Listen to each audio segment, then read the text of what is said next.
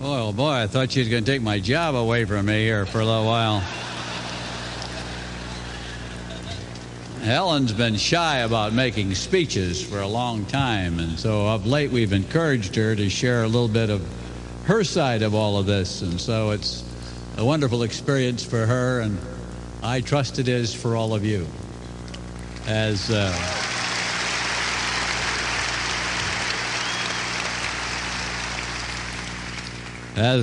time goes by and you have children and you have grandchildren, I would be remiss if I didn't at least drag out one grandfather joke.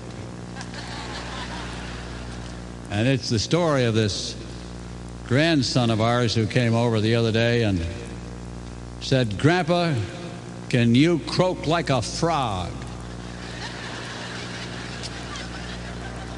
And I said, "No, I don't think so." Well, he said, "My dad said that when you croaked, we could go to Disneyland." Now,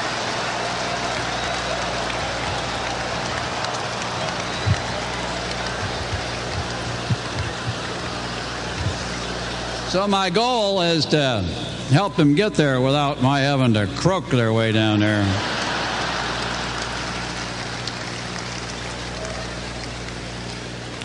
I got a few other jokes they told me not to tell. But as I look around the hall and as I see so many of you and of all cultures and colors and ages, levels of experience in life gathered together to do what? And I always sit here and things like this say, what are they doing here?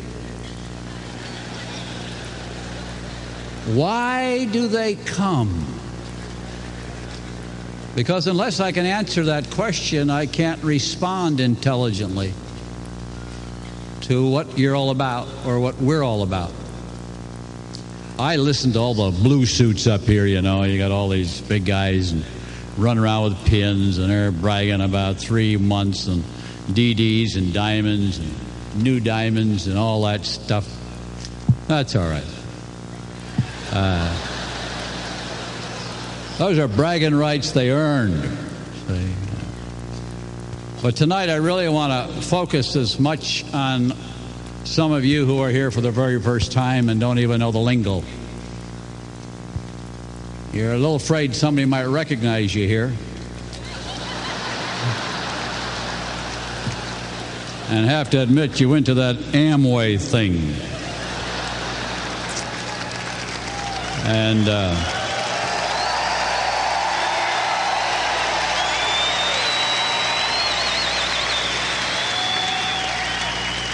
I only share that because I know the feeling. And everybody in the blue suits up here know the feeling.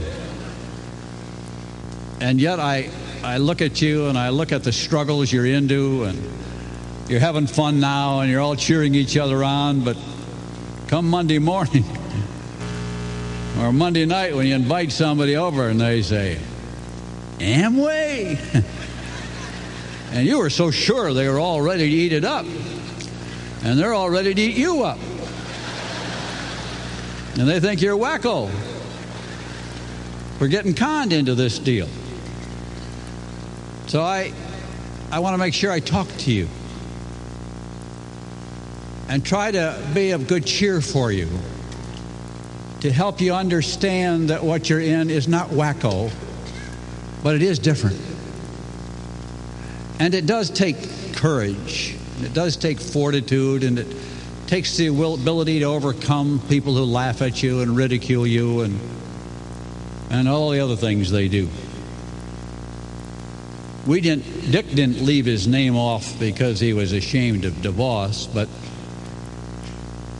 he left it off so that he wouldn't have to have everybody quiz him about whether he was our son. He wanted to be just a tour guide. He wanted to be a person in his own right. And as I thought about that, I think about that's what we're here to do. We're not here to tag you as an Amway person. We're here to help you to become a greater person, period. That's what we're here for.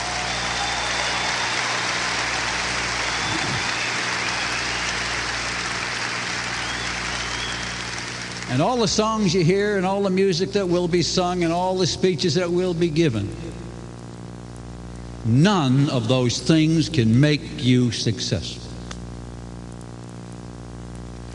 Only you, by what you do, can make you successful. You're not going to build the Amway business, you're going to build your business. And that's the vital element of individual creativity. I used to have distributors say to me, well, I'm not going to work any harder, it just helps you get bigger. I said, quit. It's okay. I'm going to get bigger, okay? I'm going to stay with it. If you want to quit, it's your life and your business and your choice to turn your back on it. That's not my problem.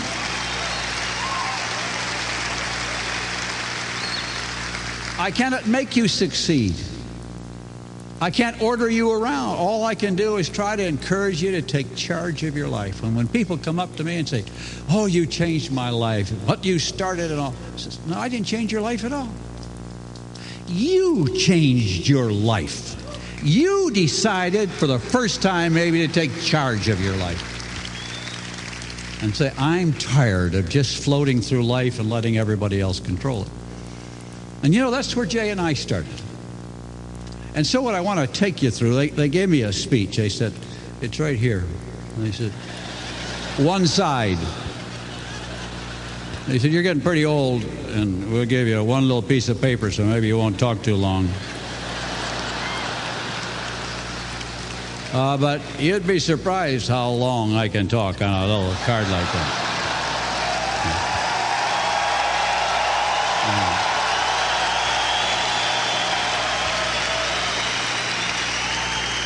So when we think of the disappointment you have with the person you thought was going to make direct under you, or you thought was going to build a group, and they don't show up and they move away and they quit, I want to spend a little time with you tonight laying out for you the foundations on which the business was built when Jay and I and Helen and Betty began the business.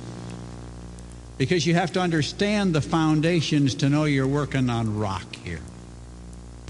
That this business is grounded in certain principles that transcend Amway and prevail to life, and they work all over the world, and they work for anybody who's willing to work them. And that's why we are the essence of free enterprise at the grassroots of America and of the world. You know. You hear a lot of talk about freedom, but you're always thinking in terms of capitalism, and you're thinking of big companies, and you're thinking of stock markets. But every one of you in this room is a capitalist. If you own a car or a house or a sales kit, you're a capitalist. And you begin by thinking of yourself as a capitalist with the right to multiply that capital into something greater. But to help hold you up in the dark nights and the lonely drives home when nobody came to the meeting and you think you made a poor presentation and you say, oh, if I'd only said it better. And let me just comfort you a little. You don't have to say it good. A lot of people come to your meetings who are scared and more scared than you are. They don't remember what you said anyway. What they go home with is not the words. They go home with the music. That maybe I could be somebody someday. So make sure you play the music. And even if you can't remember how to put all the circles on the board right, it doesn't matter. Do as good as you can at it. Some of you had to hold your own first meeting and nobody did it for you. And you just went out and did it. Some of you had a sponsor who said he'd be there to help you and he didn't show up and you had to do it. Probably the best thing that ever happened to you. Because that's the day you realize that it was what you did and you had to take charge. But let me give you, I got 7 little items I put down as to the foundations of Amway. Not trying to preach a sermon, but you got to know the grounding on which we based our decisions and base our decisions today, and to which we have committed this company, our employees, our executives, to uphold these fundamental principles in all that they do. You know why? Because so many of you are here tonight because you've been beat out of something or disappointed in somebody or some company, and you said there's got to be a better place than this. And so here you are tonight with a little bit of hope and a lot of fear and a lot of question about what you can do. But you see, I know you can do it. Because this is a business made for sinners. It's just made for people who screw up and do it wrong all the time. It's designed that way. If you had to be perfect, it wouldn't be any fun. And so stop worrying about whether you come with a speaking ability. I was working with a group on evangelism in my home recently, and a minister came to me, and he said, well, I don't witness about my faith at all because I got a flat voice. I speak with a monotone. And I looked at him, I got up from my chair and says, you got to be kidding me. You're a minister. And you tell me you can't do it because your voice is flat. Who cares?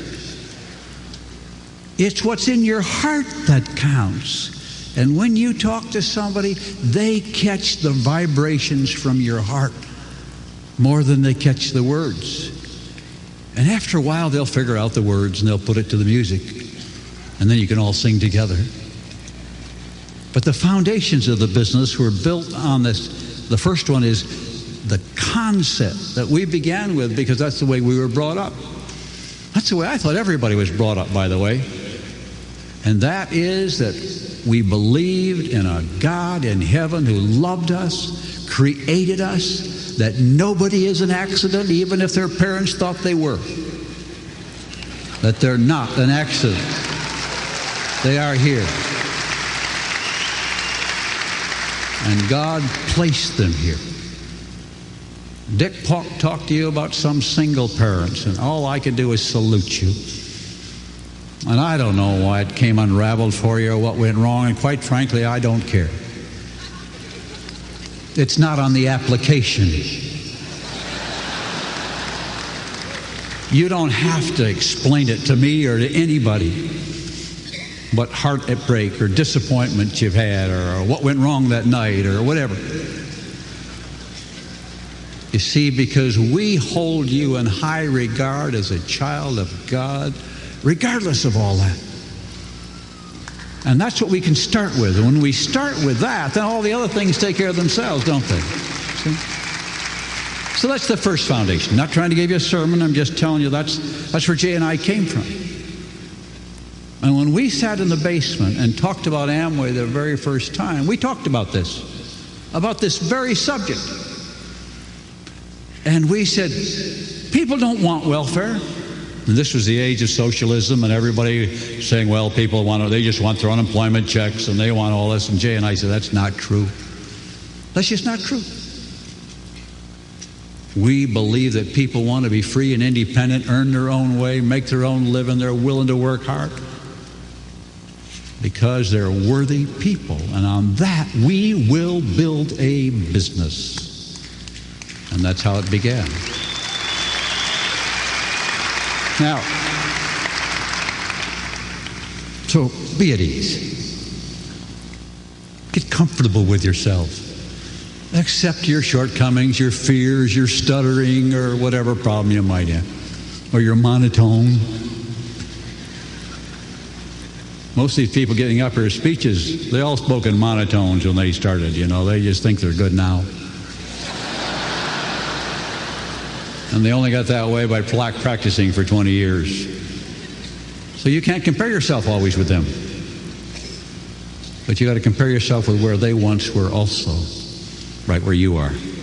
So the first thing is a faith and belief in people and their value and who they are. And so the whole plan is built on that premise, you see, of trusting people. When we first started, and we would talk to some bankers, they say, the checks, well, the bonuses will never get paid. You run that thing down from sponsor to sponsor to sponsor. You think the money's ever going to get out the bottom?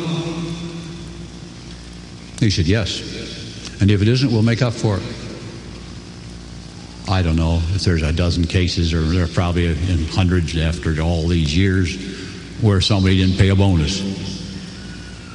But I just got to tell you, virtually all the bonuses have always been paid without question, without discipline, without anybody banging you on the head, because you are responsible people. And you're trustworthy.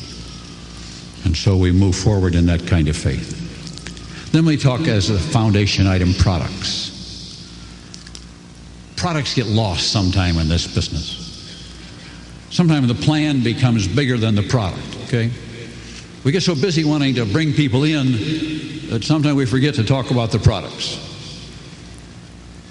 When Jay and I started, by the way, you had to have 25 customers before you could sponsor anybody.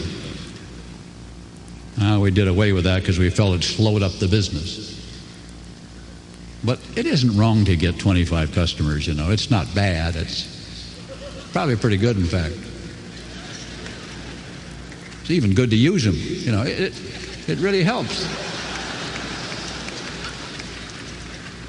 And while you may get excited about drawing the circles and bringing people in, but as you go along, if they don't use the products, you can have 1 million people, but if they aren't using it and selling a little, you don't have a business. So we have to be responsible for building quality products. And from the day we began with our products, we always said we got to find unique features. We got to have quality and value. And if they don't like it, we'll give them their money back. That didn't happen after we got going. That happened when we didn't know where we'd get the money to give them the money back.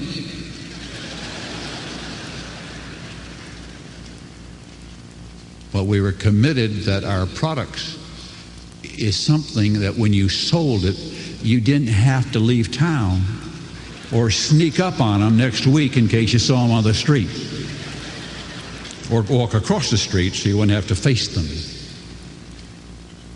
And I know Bill was mentioning about all the other multi-level companies. If you ever want to watch the reasons companies who have tried to copy us, and I don't really know who's in second place either, Bill, and it really doesn't make any difference, because if they are, they're so far behind that it just doesn't make any difference.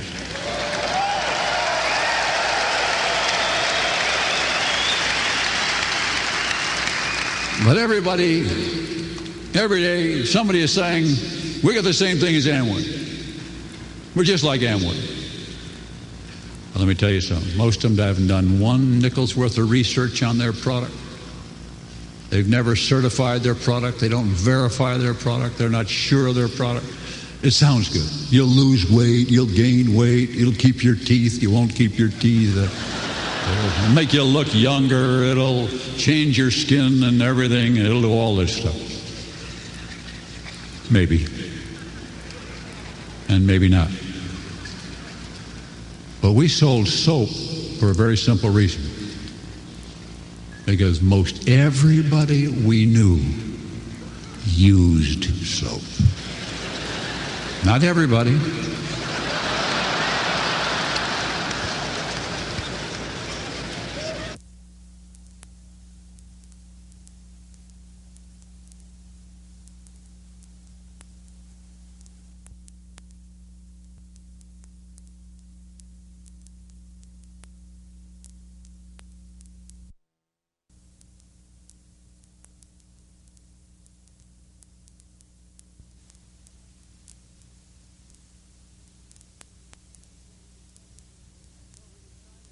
And so we decided if we had a product that everybody used, you didn't have to be very smart to sell it. And therefore, anybody could sell it. Again, coming back to that common denominator of learnable, teachable, so that when I can do it, then I can teach you to do it. And then we have unlimited reach with our potential on products. So rest assured that we continue in Ada to give faithful and diligent research and support to every product we offer, and we stand behind it with a total pledge. So be at ease with it. And you don't have to apologize for anything you sell with us. The third thing I want to talk about for a minute is the cause. You say, well, you must be in business to make money. Well, that's true. Of course we're in business to make money. A lot of you are here tonight because you say, how can I make some more money? I got some bills to pay. I got children to send to school. I got kids who don't have good clothes to go to school. Some of you are just on the bottom. And you wonder if you're ever going to get off the bottom. Some of you are pretty well up as professionals. You're doctors, you're lawyers, you're quite successful long before you ever heard of this. So why, Brett, what are you doing here? I mean, you got to be nuts. Go on home and operate on somebody or do something. But that isn't what brought you here. The cause of Amway brings you here. And when we talked about it in the basement, we sat and said, well, what are we going to represent? Now, in the Nutrilite days, we represented the idea of good health and helping people have good nutritional health. And we saw the benefits of that. So we could talk in terms of that. But selling soap, other than smelling clean, even when we made air fresheners, we were just a couple of steps ahead when people scratched 2 matches to get rid of the smell, Oh, some of you are too young to know about those days, huh? You didn't live in outhouses. You turned fans on. Listen, we used to burn a match. That's what gets rid of the odor in a bathroom. Smells like sulfur, but it smells better than the other stuff,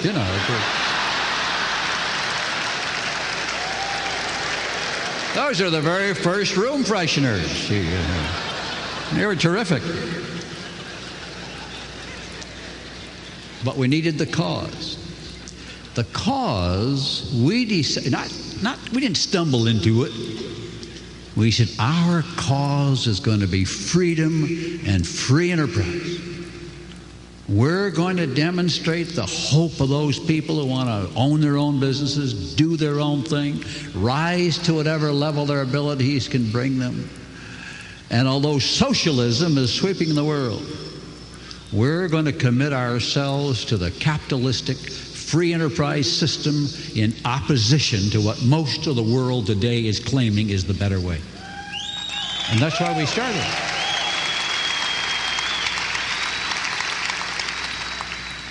Sometimes I miss Russia the way it was. Because it was so easy in the old days to say, Russia has so many TV sets and we have so many. They got so many cars and we got so many. They had so many telephones and we got so many. And it was so obvious to me, the superiority of our system, while the rest of the world was turning to it, I could never comprehend it. I have a little hard time with our own government someday comprehending how they can go in that direction. They confuse me. They say, I'm in favor of freedom and free enterprise, but let the government do this. I said, no, let the people do it. They can do it better. See?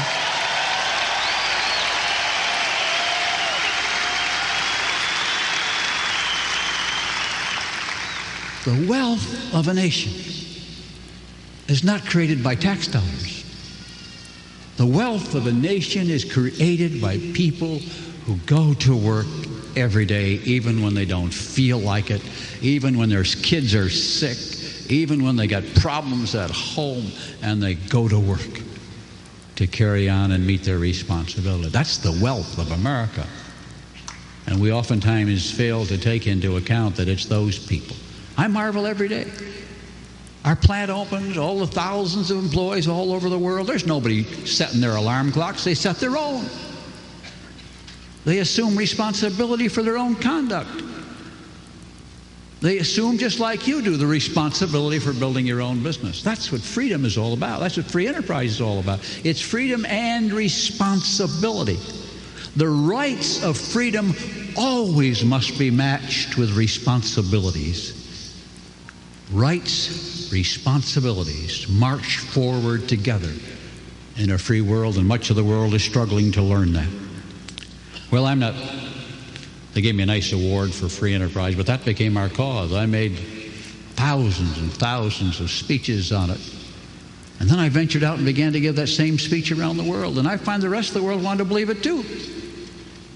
That if you worked hard, you could get ahead and become somebody. And so today, that is the system of choice in the world. I know we still got a few pockets of people who are living in the dark ages. You know, Cuba's still, the old guy down there is trying to hang on and survive. I said it's either he's going to go out standing up or laying down, and it's going to go happen soon. You know, it's just a question of which way he's going to go. Because at heart, the Cuban people want to be free. You can see what's happening to us there. All they want is what we got, isn't it? It's very simple.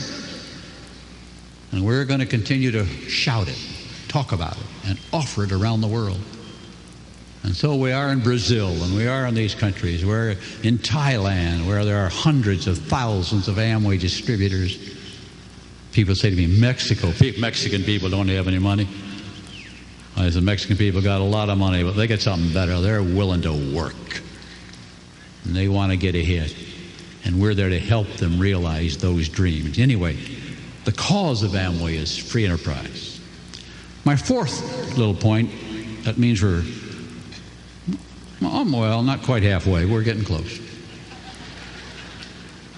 Is when Jay and I first talked about it, to us the importance of owning our own business was important. Today it's kind of routine as you talk about it. It wasn't so routine in those days. It was kind of looked down upon. You get a good job with a company your dad was with and worked there for 40 years, and that's your life. But my father, Jay's father, always said to us, I don't care what you do, get in business for yourself. That became the message put in our heads all the time. Own your own business. Nobody takes care of your business like you do when you own it. In fact, if I ever ran an ad and said, help wanted, you can make $1,000 a month, but you're going to have to work every night. You're going to have people laugh at you, ridicule you. A year from now, they might all quit on you. Sign here. And of course, nobody will answer the ad. If I told you all the things you're going to have to put up with when you go in this business, you would quit before you start. Except for one thing. When you get through, it's yours. And that makes all the difference in the world.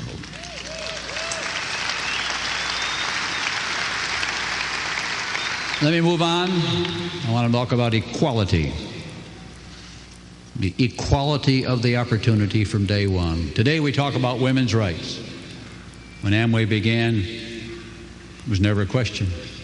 Every Amway event, husbands and wives, whether the wife started the business or the husband started the business, both were always invited. So there was never a question of that. But we also got to make sure we have equality of opportunity as to whether you got a college degree or whether you barely struggled through grade school. There's a lot of inequality there between what you've done from an educational standpoint. But the Amway business doesn't ask you about that, does it? We say we don't care. We hope you got a lot of education. It may give you a leg up, but it won't keep you out. It's what you do from this day forward that counts in this business. Then we got to make sure our equality of opportunity remains within the economic reach of other people. We don't want to price it so high that they can't afford to start even or buy a kit. Early days, beginning of Amway, we used to have big discussions because in the old days you'd buy an application for $1. And that's all. Send it in, give it your $1, and you're an Amway distributor. We had people who didn't even know what they were in. So then we had a meeting one day, and we talked about you had to buy a little manila envelope full of literature so at least you'd know the name of the company. And it was a $5 pack and a starter kit. You couldn't believe it was a huge meeting where we were discussing this openly with the so-called leadership at that time, maybe 200 people. And the argument said, oh, that's too high. A lot of people won't get in if you charge $5. I said, but who cares if they get in if they don't know what they're in anyway? So let's charge them $5. At least they got something to take home and prove they're in it, whatever it is. And so we decided we had to make the entry fee at a point where people had enough information to make an honest beginning and know what was going on. But we always guard the price. It's one of the things, by the way, we argued with the Federal Trade Commission. And some of you must wonder sometime, why do you put the products and the kit together? Because the Federal Trade Commission, in our agreement with them, we said we will sell the kit at the exact cost that it takes us to produce it. And that's why you can take the sales kit separate from the products and start with that with nothing else, and there is no profit in it for us or for your distributor, your sponsor, for anybody. Because we want to make sure we don't profit at the point of entry or price ourselves beyond where people with less income wouldn't have a chance to make that new beginning. So we have to guard that as to what we do at the point of entry when we talk about equality. And of course, the black and white issue was not an issue, and the male and female, the genders were never an issue, and what your culture or background or religion were never issues. In fact, they're not even on the application, are they? We didn't ask for letters of recommendation. Once a psychological group asked if they could survey the diamonds so that we could find out what it was. If we could survey that group, we'd know what the characteristics are that make people successful, and then the only ones we have to recruit are those kind. I said, get lost, drop dead. I'm not interested. And I don't care if it helps or not. You know why not? Because if you do it on that basis, a lot of our people will overlook other people because they don't meet the profile. And therefore, don't get too scientific about who you recruit. Most of you already know those you expect the most from do nothing, and those you expect the least from do the most. So it's a guessing game. But it's not your choice anyway. And then I want to talk about the plan. We pitched the products a little bit. And remember those Amway products? Remember that? Neutralite. You remember that? You heard of those? Oh, all right. The plan. And we talked about the quality of the plan, but I want to talk about the continuity of the plan. That it continues. To my knowledge, nobody else in the world does it. There may be some others who are trying to copy us today, but they aren't near enough to us, so we know what they're doing anyway.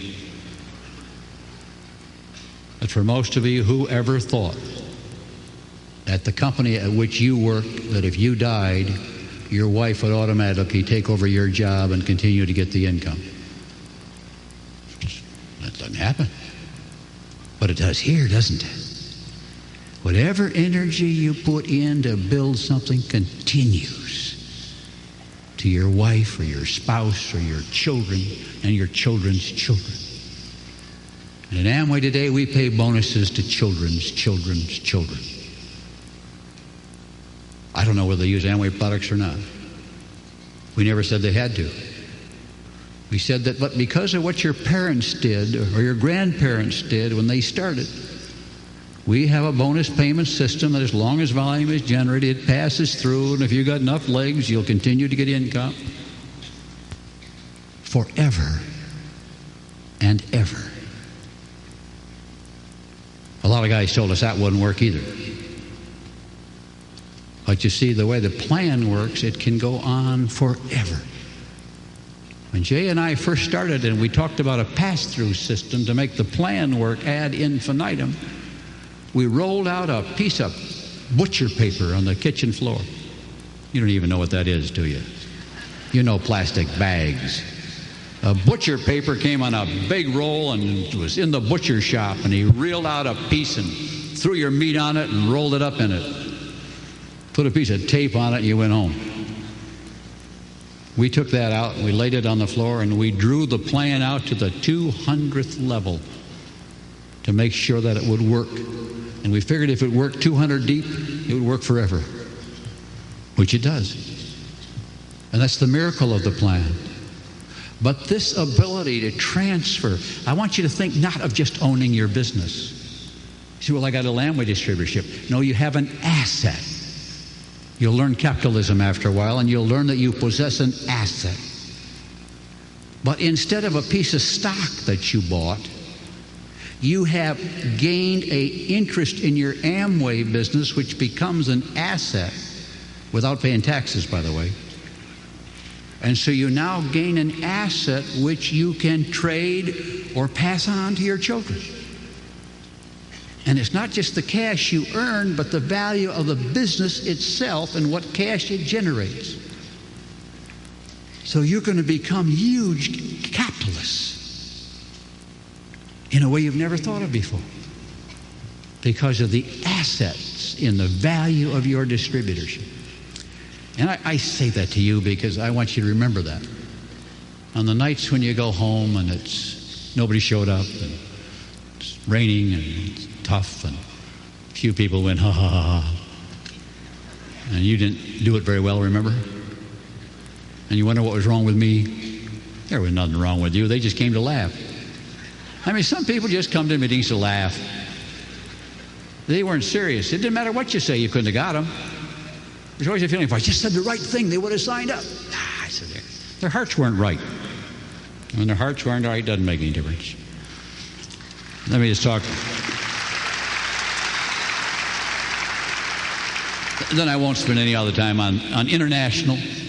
Your lines of sponsorship can go all over the world, and all that continuity continues, and pretty soon you get funny money coming in, and Canadian money, you know, I get paid in Canadian money. I say, what's this stuff, you know? And you get some Hong Kong money, and you know. Anyway, it's kind of fun. It's part of the capitalistic experience of dealing in all these currencies. So that's a part of it. And then the seventh point I want to bring has to do with a partnership between you and us. We're in this together. Everybody in the Amway company understands there is no other way to the market except through you. No one can come to this company and try to get a deal to buy direct from us. Say, there's only one way in here. You come in through an existing distributor. That's our promise to you, to preserve the concepts of your business, so we don't try to find a short circuit, or we don't go off and start selling in stores now that you've developed the market. We are partnered with you. And our goal, and our executives know the goal, is to help you become more prosperous. If you become more successful and prosperous, then the company will do okay. But if the company does okay and you don't become more prosperous, we're a disaster. So our number one priority is to help you make more, do more, be more, enjoy more, be happier, and move on with it. I can't always do all the things I'd like to do with interpersonal relationships between all of you, because you're all kind of competitors. But I got to plead with you always to kind of rise above that and say you all have discovered something really wonderful. And therefore sometimes you have to rise above a little pettiness. Who's speaking? Why don't they let me speak? You know, who's doing this? I've lived with a lot of those. But I'm calling on you to rise above to a new level. And keep your hearts right in the business. In my book, I talk about freedom as the primary driving force of compassionate capitalism. I talk about rewards based on performance, recognition that somebody appreciates you, and then hope for tomorrow, and you hope for a better life for your children and for those that are around you. Many of you are in here tonight because you want to do something better for your kids. You want to get them through school, whatever. That's why you're here. That hope. You aren't here because you want to make a lot more money for yourself. What if I just get my kids through college? If I could just help them to find the right partner for life, I could just help them grow up a little bit. And when you put these people in the presence of the Amway world, it isn't the money, it's the fact that your sponsor generates hope to your children. And others in your group give hope to each other. And we develop a bonding of helping one another. Bill mentioned to you that we own the Orlando Magic. I really never intended to own a big-time NBA basketball team. It just sort of happened. The doors opened, and there it was. And somebody said, "Are you interested?" And I said, "Yeah." And the next day they said, "Okay, you got it." Well, not quite. But I went to a friend of mine and I said, "You think I ought to do that? Is that the right thing to do?" And he said, "You know, I would encourage you to proceed because it's going to give you a whole new audience to spread the philosophy that you have of hope and recognition and reward. You can talk to ball players who talk to young people who are models to many people, and if you do it right, you can help them become models and do a better job. And you can impact millions of people you'll never touch otherwise."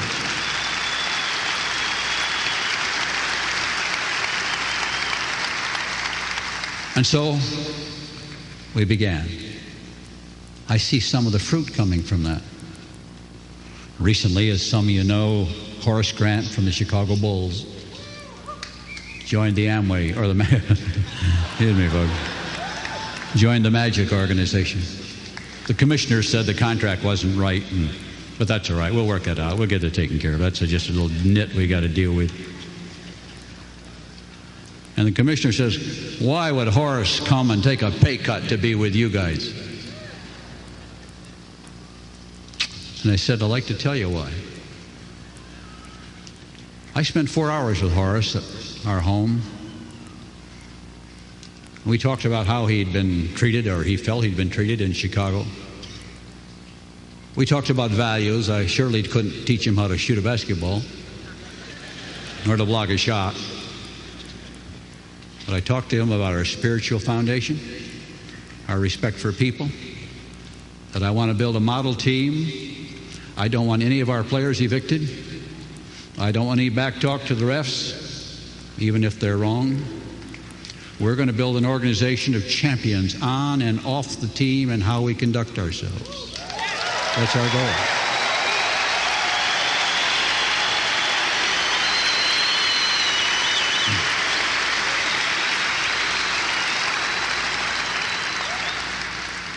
And I got to have people who share that and believe that. We talked about where he'd grown up in Georgia, and the church he'd gone to, and his mother, and how he wanted to be with us. We signed him up that day.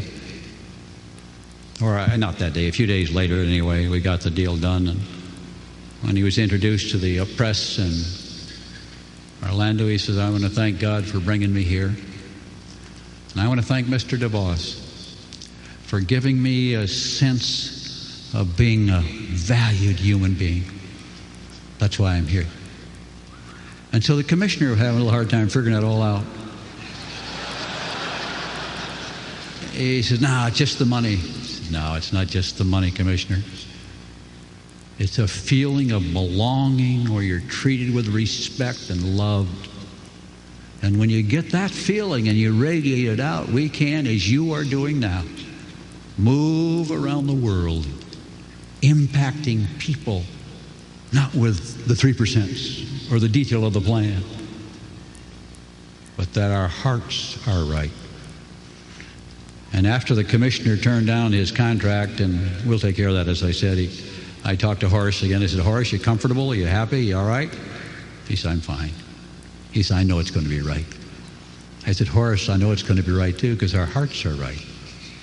We have a common thing together that some of them don't understand, of mutual love and respect for each other. And therefore, we'll get the lawyers to figure out the details. Or how the 3% works. That isn't what brings you in. And I hope you're here tonight because your heart's right. You're seeking maybe all of these things. And you got to have a foundation of hope and a little sense of security. And I hope the things I've told you about our business and the principles it stands on will hold you up in those long and lonely nights. The nights when one of your best groups quit, or something else goes wrong, or when they lose the faith. But don't let them take your faith when they go through that. As I gathered through my briefcase, I was looking for some jokes I could tell, and decided after talking to my wife I didn't have any. I looked through there and I found a piece of paper. I stuck it in there a couple years ago. And it's the contract I signed with Shaquille O'Neal the day he joined the Magic. And so there's Shaq's signature and his signing up with us. When Shaq drops me a note, or when I talk to him, he says, "Hey, Dad, how you doing?"